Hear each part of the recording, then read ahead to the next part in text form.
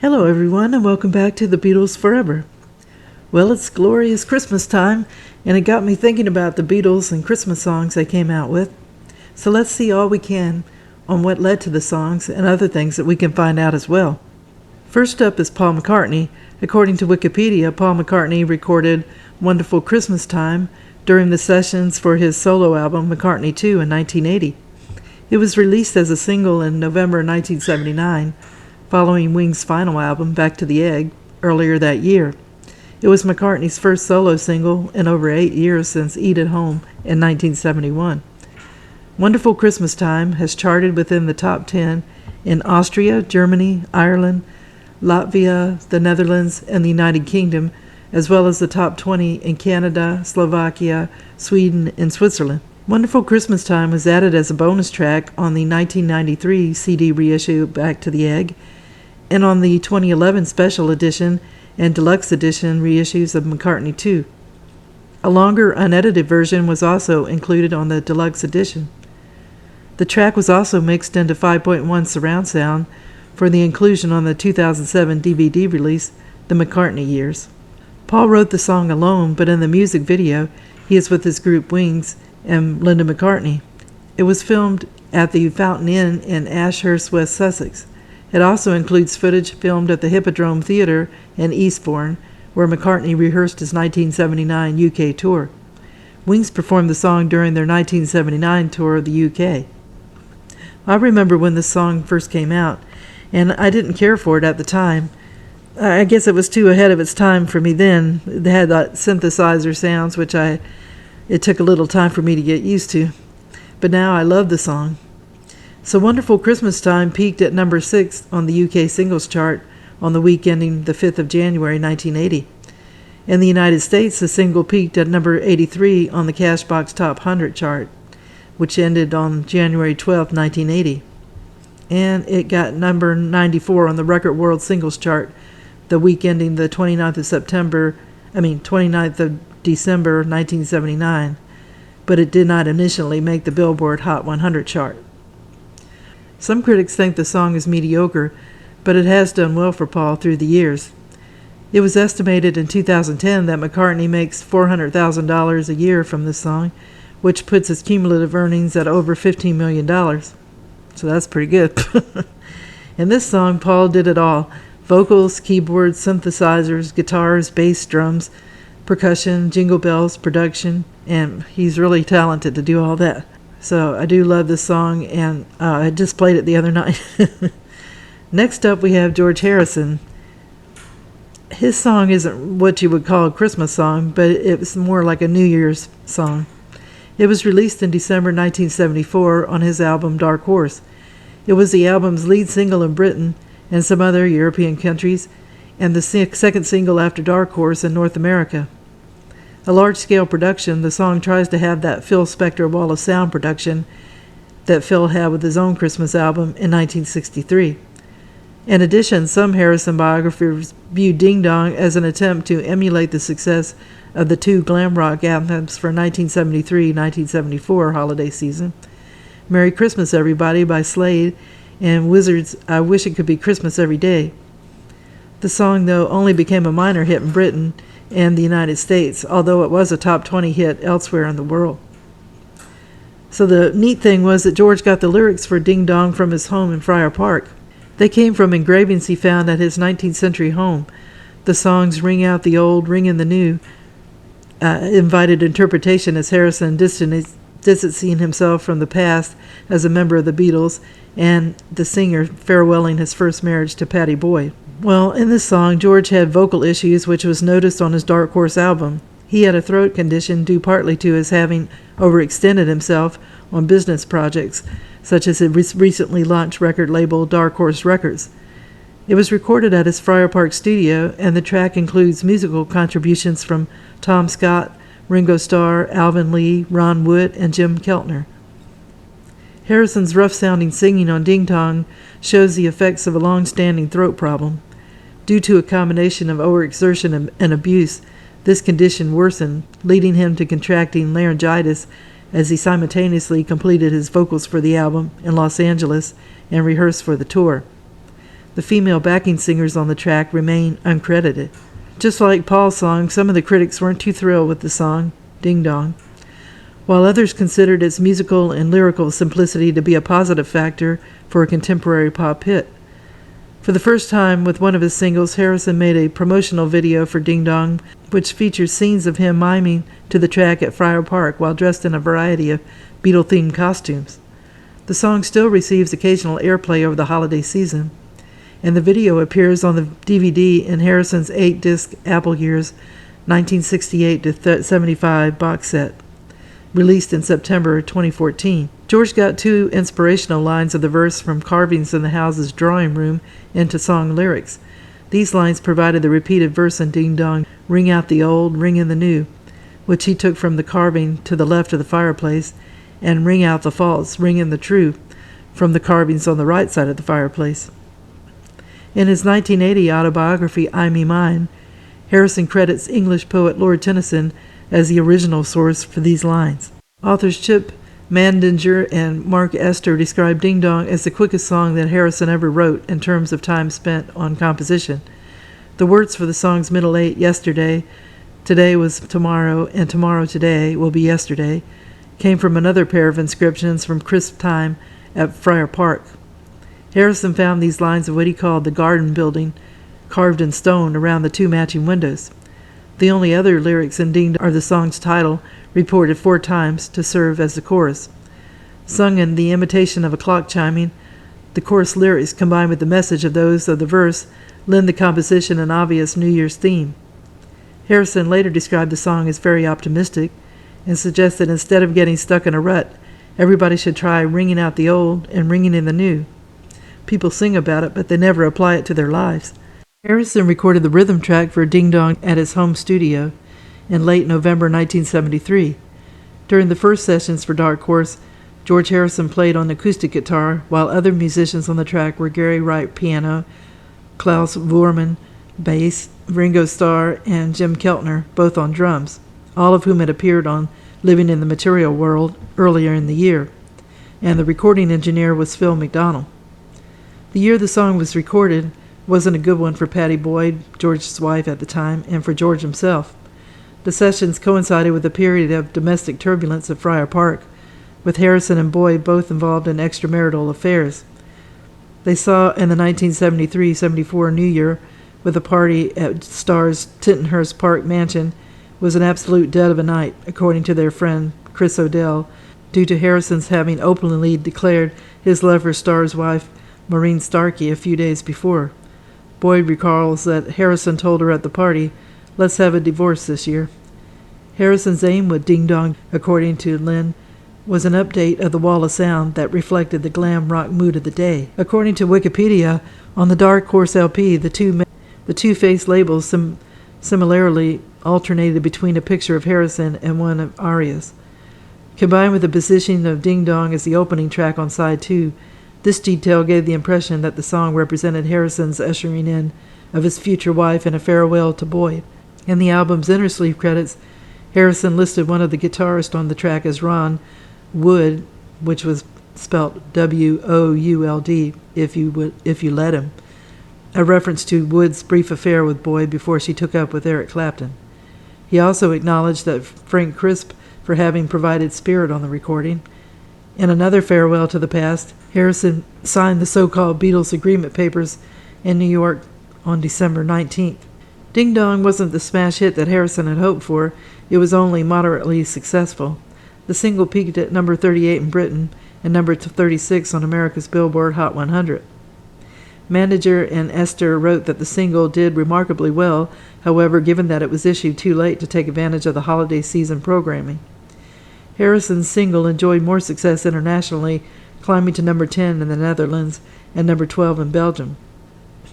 The song never achieved the status of a perennial holiday classic, but the track still receives airplay over Christmas through the New Year period.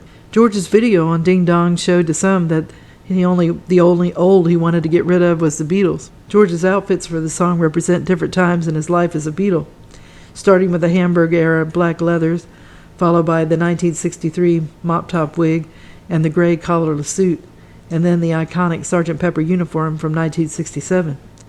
During these scenes, he plays a mix of guitars, including his famous Rickenbacker 12-string, as used in the Beatles' 1964 film A Hard Day's Night, and the Gibson Les Paul, Chris and Lucy, that Clapton had used on the recording of While My Guitar Gently Weeps in September 1968. The Sgt. Pepper portion shows Harrison playing a tuba, while behind him an Indian man plays a sitar. Harrison also recreates Lennon and Ono's Two Virgins album cover by appearing naked, save for the acoustic guitar and a pair of furry boots. Another change of costume and instrument to denims and dobro supports his rejection during the tour of the early 1970s era, Bangladesh George. Harrison is also seen walking around the grounds of Friar Park. In this scene, he wears scruffy present-day attire that represents his own new identity. Harrison mimes the final choruses inside the house, filmed in close-up and surrounded by a cast of dwarfs, gnomes, and other Python-esque characters that George Harrison directed the video. So Ding Dong had the following artists play on it. George Harrison did the lead vocals and the 12-string acoustic guitar, slide guitars, clavinet, organ, percussion, and backing vocals.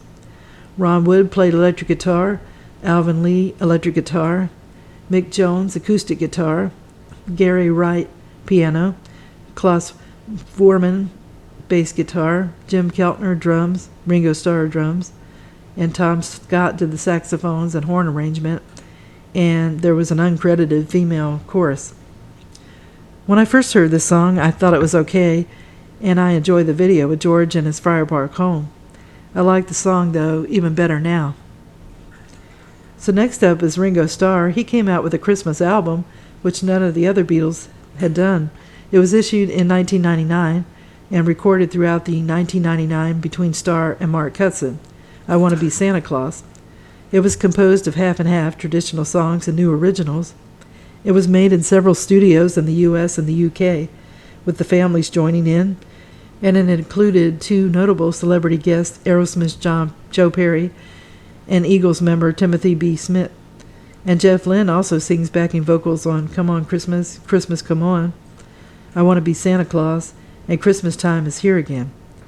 The final sessions for the album were held on the 8th and 9th of September at the Studios, with mixing taking place at A&M Studios, Los Angeles, and Sterling Sound, New York. It was released on October 19, 1999 in the U.S. by Mercury, ahead of the Christmas season. I Want to Be Santa Claus was not a commercial success, despite its strong reviews. So I love this Christmas album by Ringo. It was a blend of nostalgia of his past, great drum sounds, and great Christmas vibe. It's hard to believe it was released in 1999. It seems like only a few years ago when I got the CD. So last but not least, or should I say the best for last, we have John Lennon and his song Happy Christmas, War is Over. According to Wikipedia, Happy Christmas, War is Over is a Christmas song released in 1971 as a single by John and Yoko, the Plastic Ono Band, with the Harlem Community Choir. It was the seventh single released by John Lennon outside his work with the Beatles. The song reached number 4 in the UK, where its release was delayed until November 1972, and it's occasionally re-emerged on the UK singles chart, most notably after Lennon's murder in December 1980, when it peaked at number 2. It also is a protest song against the Vietnam War. Happy Christmas, War is Over has since become a Christmas standard. Recognizing the accessibility and popular appeal that made his 1971 single Imagine more commercially successful than his other post-Beatles songs, Lennon figured out, now I understand what you have to do, put your political message across with a little honey. He conceived Happy Christmas, War is Over as a means of elaborating upon the themes of social unity and peaceful change interacted through personal accountability and empowerment. John tried to convey optimism while avoiding the sentimentality that he felt often characterized Christmas songs. From 1963 to 1969, the Beatles had issued some special recordings at Christmas directly to members of their fan club. After the group disbanded in 1970, Lennon was the first former member to release an original Christmas song. Happy Christmas, War is Over would be followed by George Harrison's Ding Dong, 1974, Paul McCartney's Wonderful Christmas Time, 1979, and Ringo Starr's album I Want to Be Santa Claus, 1999. According to Wikipedia, in late October 1971, with not much more than bare-bones melody and half-formed lyrics, Lennon recorded an acoustic guitar demo of Happy Christmas, War is Over in his rooms at the St. Regis Hotel in New York City, where he and Yoko were living. Ono would receive co-writing credit, but the actual extent of her contribution at the initial stage is unclear, since she didn't participate in the demo, which was atypical of their collaborations. Another demo of the song was made in late October after the couple had taken an apartment at Greenwich Village. Lennon brought in Phil Spector to help produce, as he had with his previous two albums, John Lennon, Plastic Ono Band, and Imagine, which had been released in the U.S. several weeks earlier. The first recording session was held on the evening of October 28th at Record Plant Studio. After the session musicians, some of whom had performed at one time or another as members of the Plastic Ono Band, laid down the basic backing and overdub tracks, Lennon and Ono added the main vocals. One of the four guitarists present filled in for the bassist Klaus Vormann, whose flight from Germany had been delayed. The next day, Ono and session musicians, including Vormann, recorded the single's B-side, Listen, the Snow is Falling. The Harlem Community Choir, 30 children, most of them 4 to 12 years old, came to the studio on the afternoon of October 31st to record backing vocals for the counter melody and the sing-along chorus. Photographs for the original sleeve cover were also taken during that session by Ian McMillan. Apple Records released Happy Christmas, War is Over, and Listen, the Snow is Falling in America on the 1st of December, 1971, on Apple. Issued in a 7-inch single format on transparent green vinyl with a cardstock vinyl picture sleeve, the pressing bore 2 label variations, one of which displayed a sequence of 5 images that showed Lennon's face transforming it into Ono's.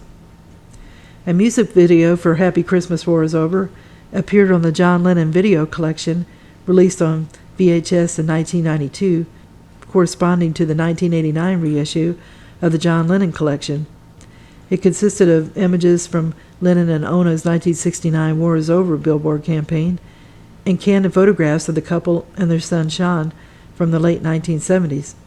It was interspersed with a boys' choral ensemble singing along with the original Harlem Community Choir vocals. In 2003, a new video was created for the remastered 5.1 version of the song for the DVD Lennon Legend, The Very Best of John Lennon. This version has over 22 million views on YouTube. On its U.S. single debut in 1971, Happy Christmas, War is Over did not meet with much success. This was due to the single's late release, which resulted in limited airplay before Christmas, and it also had a lack of promotion. The single subsequently reappeared on Billboard Christmas charts in 1972, 1983, 1984, and 1985. Happy Christmas, War is Over and enjoyed immediate success in Britain when issued there on November 1972. The song peaked at number 4 on the UK singles chart and number 10 on listings compiled by Melody Maker. Since then, it's re-entered into the UK singles chart 9 more times. The most notable of these instances occurred immediately following Lennon's death, December 8, 1980. The single peaked at number 2, behind another reissued Lennon single, Imagine, and it remained on the chart for 9 weeks. So the people on the record were John Lennon, who did the vocals, guitar, and he produced the song; Yoko Ono, who did the vocals and produced the song; the Harlem Community Choir did the backing vocals, and the children's choir; May Pang did backing vocals; Nicky Hopkins piano, chimes, and glockenspiel; Teddy Irwin guitar; Jim Keltner drums and sleigh bells; Hugh McCracken guitar; Klaus Vormann bass; Chris Osborne guitar; Stuart Scharf guitar; Roy Cicala recording engineer; and Phil Spector producer. I wish that Paul, John, and George had made a Christmas album like Ringo did. I'm sure it would have been great to listen to, too. Maybe Paul might do one day. I hope so. I enjoyed seeing how the songs were written and how it got to be recorded and in some cases videoed. So I hope that everyone enjoyed the video and that it makes you go online and dig through your collections to find those great Christmas tunes by each of the Beatles. And my next video is going to go back to Brian and his story, but I felt that Christmas spirit coming on me and I decided to do this video. I wish everyone a great day, and I also wish everyone a wonderful Christmas and a Happy New Year. Thank you. Bye.